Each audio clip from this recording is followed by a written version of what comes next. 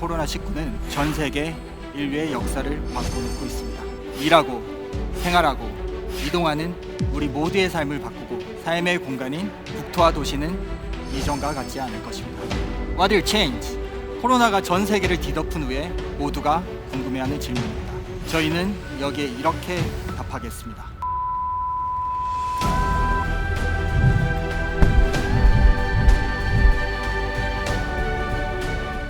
살다 보면 전혀 예기치 못한 일들이 우리 모두의 삶을 바꿔놓습니다.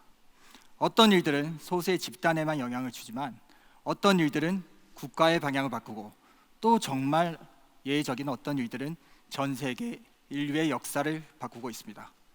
지금 저희가 겪고 있는 코로나19는 전 세계 인류의 역사를 바꿔놓고 있습니다. What will change? 코로나가 전 세계를 뒤덮은 후에 모두가 궁금해하는 질문입니다.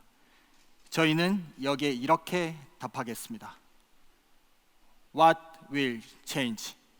코로나는 일하고 생활하고 이동하는 우리 모두의 삶을 바꾸고 삶의 공간인 국토와 도시는 이전과 같지 않을 것입니다. 2014년 런던에서는 지하철 파업이 일어났습니다.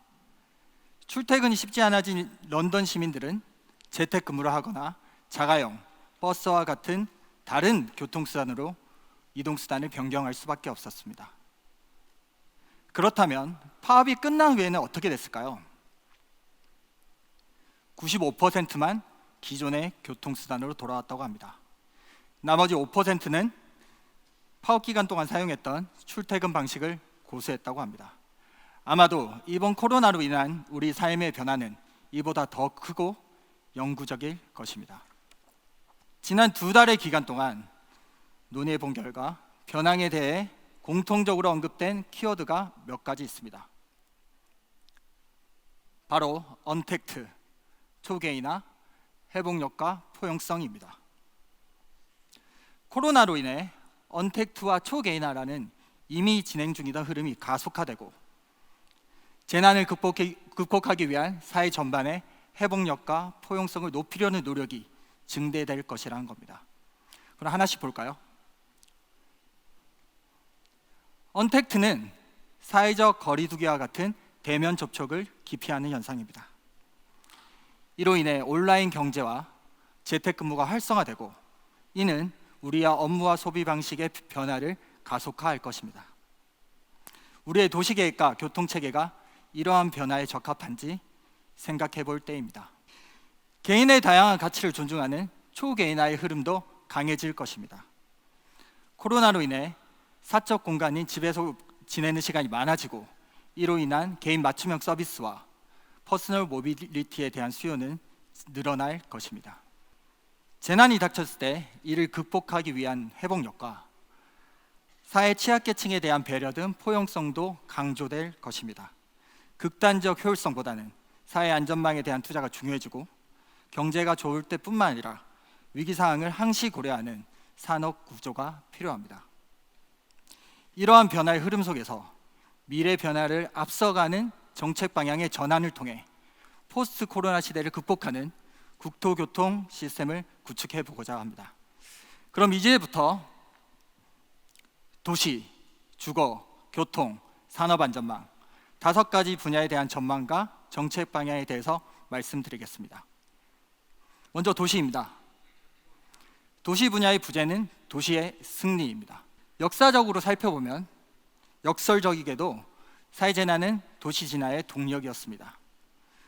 콜레라와 같은 수인성 전염병은 상하수도 시설과 위생시설의 발전으로 이어졌고 주기적으로 일어났던 도시의 대화제는 건축 기준과 내화성능을 개선하는 계기가 되었습니다. 코로나는 지금의 이런 도시 구조에 의문을 던져주고 있습니다. 혹자는 코로나로 인해 도시로의 집중 형상이 약해질 것이라고 합니다. 하지만 또 다른 한편에서는 도시는 여전히 인류 문명 최고의 발명품이며 우리가 과거에 그래왔던 것처럼 이 위기를 극복해 나갈 것이라고 합니다. 그래서 첫 번째 핵심 정책 방향은 다음과 같이 정하였습니다. 그럼에도 도시는 진화하며 발전할 것입니다. 먼저 코로나처럼 빠르고 영향력이 큰 변화에 대응 가능한 도시 구조가 필요합니다. 오프라인 상가 수요가 감소하고 재택근무가 증가하는 등 변화하는 행태와 수요에 맞춰 적기에 적정 토지를 공급할 수 있는 도시계획 체계를 구축해야 합니다. 주거지역과 상업지역이 혼재된 유연한 도시계획 체계의 변화를 검토하고 빅데이터, AI와 같은 스마트 기술을 도시계획 체계에 활용해야 합니다. 지난 4월 구글에서는 재밌는 통계를 발표했습니다. 코로나 기간 동안 각국 사람들의 이동 패턴 변화와 관련된 것입니다. 한번 볼까요? 우리나라의 가장 특징적인 점은 공원 이용률이 51%나 증가했다는 겁니다. 앞으로는 이와 같은 빅데이터를 도시계획에 활용할 수 있습니다. 예를 한번 들어보겠습니다. 공원 입지를 검토할 때 도시정보 빅데이터를 활용할 수 있습니다. 시민들의 주거 분포, 선호도, 연령대, 또 주거지와 인접 공원의 현황 등 수많은 도시정보 빅데이터를 활용하여 최적의 위치와 공원의 유형을 결정할 수 있게 됩니다. 다음으로 도시의 전염병 대응 능력도 강화해야 합니다. 지금까지 교통시설과 학교를 중심으로 도시가 설계되었다면 이제는 병원, 보건소와 같은 의료생활 인프라가 중요해질 것입니다. 지역사회의 신뢰감을 높이기 위한 커뮤니티 중심의 개발도 촉진돼야 합니다. 많은 사람들이 이용하고 있는 다중이용시설과 건축물의 재난 대응 능력을 강화하기 위해 환기 시스템을 개선하여 공기질을 확보할 필요가 있습니다. 다들 아시다시피 이번 사태 대응에 기여가 컸던 스마트시티 역학조사 시스템은 그동안 축적해온 우리의 스마트 기술 덕분이었습니다. 앞으로도 스마트시티 국가시범도시 조성과 디지털 도시 인프라에 대한 투자를 확충해 나가야 합니다. 다음은 주거 분야입니다. 부제는 홈의 시대입니다. 유발 하라리 교수는 이렇게 말했습니다. 지금 비상조치라고 시행하고 있는 일들은 앞으로 오랫동안 우리 삶의 일부가 될 것이다. 전 세계적으로 시행하고 있는 비상조치는 재택근무입니다. 얼마 전 트위터의 CEO인 잭 도시는 코로나가 끝나더라도 전 직원의 재택근무를 이어갈 것이라고 선언하기도 했습니다. 사실 재택근무는 미래에 예견된 근무 형태였습니다. 하지만 코로나는 재택근무의 시대를 10년 이상 앞당기고 있습니다. 이제 직주 근접을 넘어 직주 일치라는 말도 나오고 있습니다. 이러한 형태는 우리 주거 형태에 대해서 문제를 제기했습니다. 지금까지의 집은 업무와 분리된 휴식과 재충전의 공간이었습니다. 비대면 시대의 집은 생산활동의 공간이자 문화, 레저의 공간일 것입니다. 이미 진행되고 있던 1, 2인 가구 증가와 같은 개인화 추세와 맞물려 홈의 시대가 도래할 것으로 예측됩니다. 우리는 대부분 방 3개, 화장실 2개인 표준화된 평면의 집에 살고 있습니다. 이러한 집에서 예견되고 있는 다양한 활동들과 개인의 가치를 실현하기는 쉽지 않을 것입니다. 이제 획일화된 주택 공급 방식에서 탈피하여 집을 개인의 다양한 가치를 실현하는 공간으로 바라보는 인식의 변화가 필요합니다. 그래서 두 번째 핵심 정책 방향은 이렇게 잡았습니다. 집이 경제 문화의 공간으로 부상합니다. 먼저 교육, 근무, 운동 등 개인의 다양한 니즈를 만족시킬 수 있는 다목적 주택을 확산해 나가겠습니다. 주거 공간 또는 아파트 단지 내에 교육, 업무 등이 가능한 공간 구축을 검토하고 다양한 평면이 가능하도록 구조를 쉽게 바꿀 수 있는 장수명 주택을 활성화하겠습니다. 건강에 대한 염려가 커지고 원격 의료가 예상보다 빨리 도입될 수도 있을 것 같습니다. 각종 센서를 활용하여 건강 정보를 측정, 공유할 수 있는 스마트 헬스케어에 대한 기술 개발도 추진하겠습니다. 마지막으로 우리는 그간 누적된 빅데이터와 데이터 분석 시스템 발전에 따라 개인별 수요 차이를 구별할 수 있게 되었습니다. 이를 바탕으로 데이터에 기반한 주거 정책 체계를 구축해 나가야 합니다. 다음은 교통입니다. 부제는 이동의 미래입니다. 코로나의 직접적인 영향은 대중교통에서 먼저 발생했습니다. 대중교통에 대한 불안감이 높여져 이용량이 현저히 감소했습니다. 이러한 이용량 감소는 재무구조가 취약했던 버스 업계에 심각한 타격을 줬습니다. 또한 차량 쉐어 중심으로 발전해온 우리의 이동수단의 공유경제는 킥보드, 자전거와 같은 퍼스널 모빌리티로 흐름이 넘어가고 있습니다. 어떤 전문가는 개인 이동수단이 급격히 늘어날 것이라고 합니다. 하지만 또 다른 전문가는 교통 비용의 문제 때문에 결국은 다시 대중교통에 사람이 몰릴 수밖에 없을 것이라고 합니다. 그러나 유연한 근무 방식이 확산되고 중심 업무직으로의 출퇴근이 줄어들면 대중교통 수요는 출퇴근 시간대에 몰리는 패턴에서 하루 종일 평탄화된 수요로 바뀔 가능성도 있습니다. 현재 우리 교통에 대한 그래프를 한번 그려보겠습니다. 그렇다면 대중교통, 고급 서비스, 퍼스널 모빌리티는 이 정도 위치에 있을 것입니다. 이거 말고도 다양한 교통 서비스가 있긴 합니다. 포스트 코로나 시대의 교통의 지향점은 공공성이 높은 대중교통의 양과 질을 지키면서도 개인화된 고급 교통 수요를 충족시킬 수 있는 이 정도 위치가 되어야 한다고 생각합니다. 따라서 이번 정책 방향은 다음과 같이 잡았습니다. 우리 모두를 위한 교통이 될 것입니다. 먼저 대중교통을 지키기 위한 다양한 방안을 검토하겠습니다. 코로나 상황에서 제약인된 교통업계의 재무구조를 개편하고 시민의 발인 대중교통의 질을 향상시켜 나가겠습니다. 서비스의 질적 저하, 사각지대가 발생하지 않도록 버스 중고형제를 조기에 확산하고 교통시설과 차량에는 상시 방역 시스템을 갖춰 쾌적하면서도 안전한 환경을 조성하겠습니다. 뿐만 아니라 IT 기술과 결합된 수요응답형 교통 서비스는 전통적인 교통수단의 변화의 바람을 불러일으킬 수 있습니다. 경직된 노선, 고정된 정류장 중심의 기존 교통체계에서 벗어나 교통 서비스의 사각지대에 있는 주민들도 원하는 시간, 원하는 장소, 원하는 방식으로 교통 서비스를 이용할 수 있습니다. 변화되는 교통 패턴에 맞춰 다양한 경쟁이 가능하도록 교통요금제의 개편도 검토할 필요가 있습니다. 마지막으로 최근 급증하고 있는 퍼스널 모빌리티를 포함하여 앞으로 등장할 다양한 운송수단을 수용하고 육성할 수 있는 모빌리티 기본법도 필요하며 새로운 교통 서비스인 마스도 적극 도입해 나가야 합니다. 이제 산업 분야입니다. 부제는 산업의 뉴노멀입니다.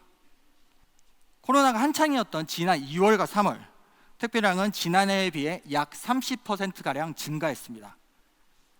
10%대의 높은 성장을 해온 택배 산업, 물류 산업은 이번 코로나를 계기로 빠르게 팽창할 것으로 예상됩니다. 이와 같은 추세가 지속되고 새벽 배송과 같은 고객의 높은 수준을 생각한다면 물류시설은 부족하고 시설에 첨단화는 미흡한 실정입니다. 특히 생활 물류 산업에 종사하고 있는 근로자들의 환경은 매우 열악합니다. 앞으로 언택트 핵심 산업인 물류 산업을 혁신해 나가겠습니다. 지금까지 물류 산업은 민간의 영역이었습니다. 공공은 규제 완화 정도만 지원하였습니다. 하지만 이제는 공공과 민간이 협업하는 방식으로 전환하고 도시 내 물류 인프라 확충, 임대 물류 방식의 도입, 서비스 첨단화 등 공공의 역할을 확대해 나가겠습니다. 특히 근로 여건에 대한 실태를 조사하여 근본적인 개선 방안을 검토하겠습니다. 두 번째는 항공산업입니다. 세계적인 팬데믹은 항공산업이 위기에 취약함을 확인시켜줬고 견고한 안전망이 필요함을 인식시켜 주었습니다. 여러분들이 알고 계시는 대한항공, 아시아나 외에도 항공산업과 관련된 많은 중소기업들이 힘들어하고 있습니다. 항공산업의 위기 대응 능력을 강화하겠습니다. 항공기 도입 시 보증을 제공하여 항공사의 부담 비용을 낮추는 등 금융 안전망을 통해 산업의 기초 체력을 키우겠습니다. 이 외에도 드론 활용 영역을 확대하고 의약품 전용 터미널을 활용하는 등 항공 물류 비즈니스도 다각화하겠습니다. 세 번째는 건설업입니다. 건설업도 변화가 시작되고 있습니다. 설계 방식의 자동화부터 시공 현장의 사전 조립 방식 도입, 그리고 원격 관리 방식의 적용 등 건축물의 생산, 설계, 관리까지 전 세계 중에 자동화 첨단화가 가속화되고 있습니다. 다양한 스마트 기술과 건설 데이터를 고도화하여 민간과 함께 건설업의 스마트화를 지원해 나가겠습니다. 제조업의 리쇼어링에 대해서도 얘기해 보고 싶습니다. 글로벌 공급망의 위기라고 합니다. 우리 대한민국은 수준 높은 방역과 흔들림 없는 생산 체계를 가동함으로써 신뢰할 수 있는 제조업 국가로서 자리매김하고 있습니다. 유턴하는 우리 기업의 산업 공간을 제공하는 것과 함께 이번 기회에 세계적인 인류 기업들의 연구 생산 시설을 유치하는 것까지 욕심내볼 수도 있지 않을까요? 마지막으로 사회안전망 분야입니다. 정책 방향은 포용적 사회를 만들어 가겠습니다. 이번 위기를 맞아 대규모 사회재난이 언제든지 반복될 수 있다는 것을 깨닫게 되었습니다. 국토의 위기 대응력을 더욱 강화할 필요가 있고, 위기 속에서 가장 크게 충격을 받는 취약계층과 근로종사자에 대한 배려가 필요함을 인식하게 되었습니다. 앞으로 주요 철도역, 공항과 같은 주요 SOC 시설의 대응 매뉴얼에 전염병을 추가하고 국가 SOC의 진흥화를 통해 재난 대응 능력을 강화하겠습니다.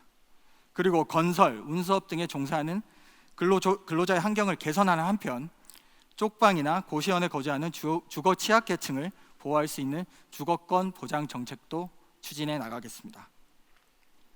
지금까지 국토교통 전 분야에 대한 전망과 정책 방향에 대해서 말씀드렸습니다.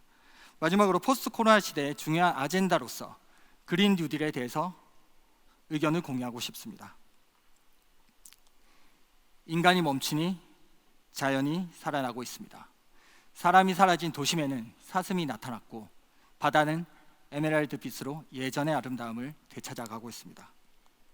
세계 경제 포럼에 따르면 글로벌 CO2 수치는 지난 15년간 최저치를 기록하고 있고 최고치에 비해서는 26%나 감소되었다고 합니다. 이제 친환경 시대를 넘어 필환경 시대를 맞아 그린 뉴딜은 환경과 경제를 모두 잡기 위한 포스트 코로나 시대의 해법이 될 수 있습니다. 건물과 수송 분야에서 사용하는 에너지를 친환경적으로 바꾸고 에너지를 효율을 높일 수 있는 그린 뉴딜은 단기적으로는 일자리와 투자를 늘리고 장기적으로는 우리 경제와 산업 구조를 튼튼하게 할 것입니다. 이에 국토교통부는 2030년까지 신규 건축물은 모두 제로 에너지 건축물로 건설되도록 하고 기존 건축물은 그린 리모델링을 통해 에너지 효율을 높일 계획입니다. 수소와 같은 에너지 원도 다변화하는 한편 교통수단은 전동화와 자율주행을 통해 환경성을 높여가겠습니다. What will change? 제가 발표를 시작하면서 던졌던 질문입니다. 저희는 이제 이렇게 답하겠습니다. What will be changed? 워크플레이스, 홈 그리고 트랜스포테이션은 바뀔 것입니다. 우리는 강인한 산업 구조를 갖춘 유연한 도심 공간에서 일하며 개인의 다양한 가치 실현이 가능한 집에서 생활하고 쾌적하고 안전하게 이동할 수 있는 언택트, 초개인화의 흐름 속에서 회복성과 포용성을 갖춘 사회를 만들 수 있도록 노력하겠습니다. 감사합니다.